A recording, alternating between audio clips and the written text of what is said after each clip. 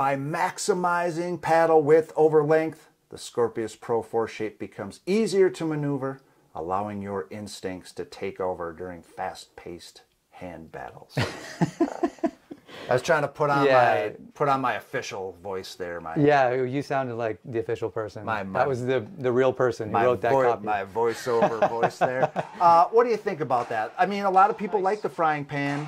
I'm going to just call it the frying pan, I'm sorry. Yeah, or the standard shape. Some people like them at the net. Yeah, I don't like them at the net. I don't think that shape is ideal for a hands battle. Do you think it's quicker? No, not at all. Really? Welcome back to Mid-Century Pickleball. Bill, Ian, Ernie the Monstera running security. We got another paddle review. And a point that I may have made in an earlier review, but as we go through these Yolas, I think maybe some people think that you get the same paddle, they're just in a different shape, and they all have the same exact characteristics. But listen, I think you and I are finding that from Scorpius to Hyperion to Perseus to Magnus to Agassi, they all take on very different characteristics. I mean, frankly, this is probably the least exciting shape for these Yola Pro lineups, you know, the Pro 4 for me. In fact, I think you just lose a lot of pop, basically, when you widen the paddle. That's been my feeling anyway. I mean, also the bias towards that standard shape or the frying pan, I'm going to say frying pan 500 times during this podcast. I apologize for that. That you get a larger sweet spot. I thought the sweet spot on the 14 was fine. I like the stability on the 16 a little more than on the 14, so you know, anecdotally, I guess would give the 16 a little bit better of a sweet spot, but I'm not actually sure that's true.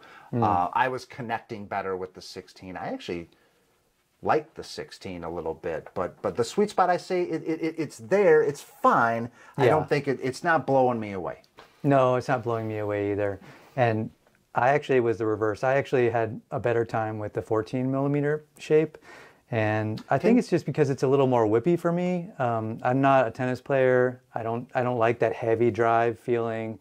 And I did feel like I had to put a lot of energy into hitting a hard ball with the Scorpius 16 millimeter. And I didn't have to put quite as much energy, and I got the same kind of, you know, aggressiveness out of the 14 millimeter.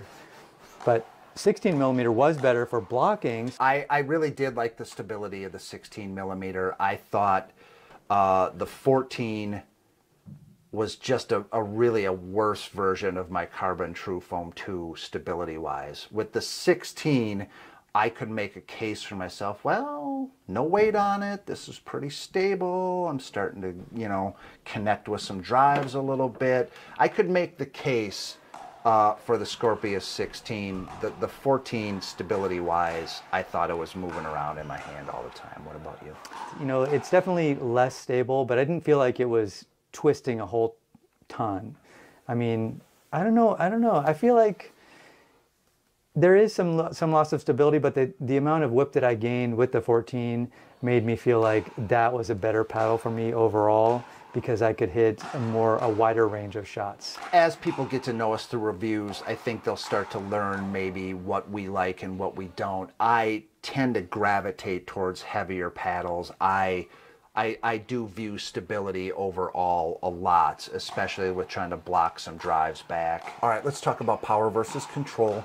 I think the power was fine. Not, you know, I couldn't connect with it as often as, say, the Magnus, as, say, the Perseus. So, but I think the power is there when you need it. I thought it was linear. I didn't think it was, you know, trampolining off the paddle or anything like that. And control, again, ties in with stability a little bit. I like the control of the 16 a little more than the 14.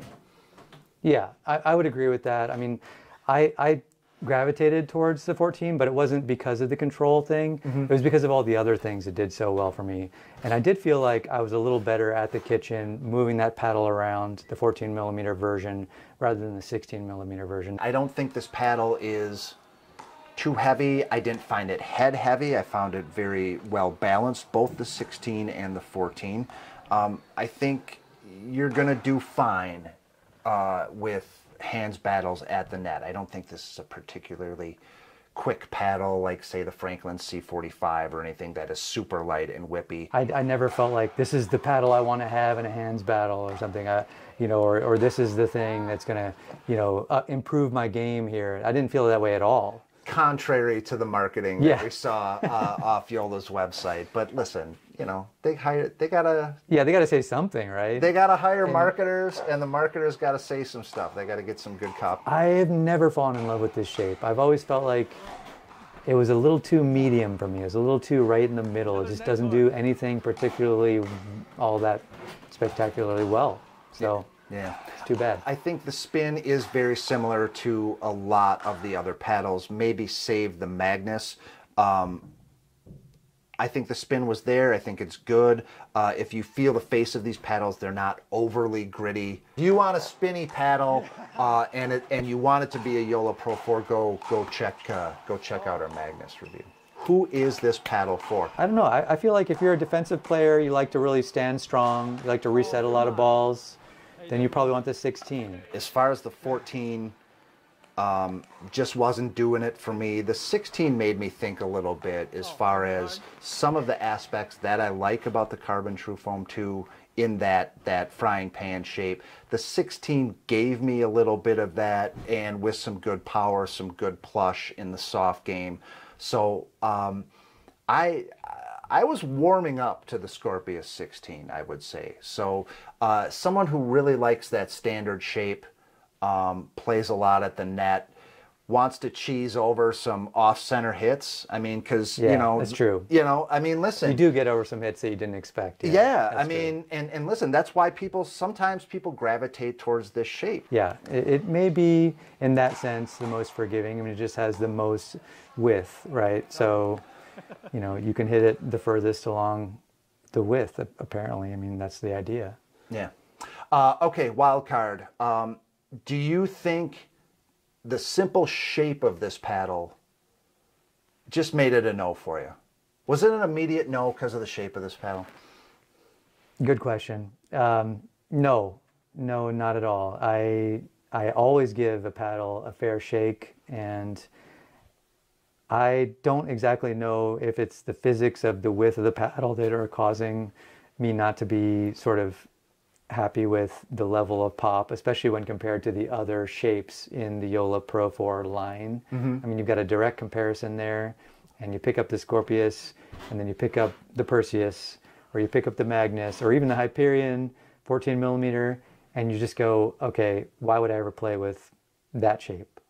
For me anyway, why would I ever play with that shape? It doesn't have the things that Yola is advertising, all this effect and stability. I mean, maybe the stability is there, but it's not